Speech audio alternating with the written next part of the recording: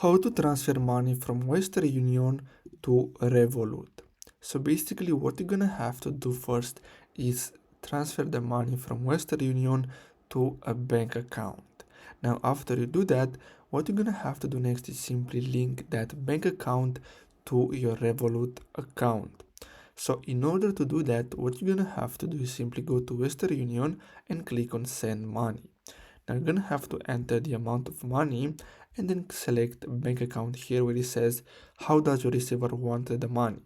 Now here you like to simply choose how do you like to pay, so you can pay online or pay cash in store, and then click on continue. Now after you do that, what you're gonna have to do is simply enter the bank account details and simply pay.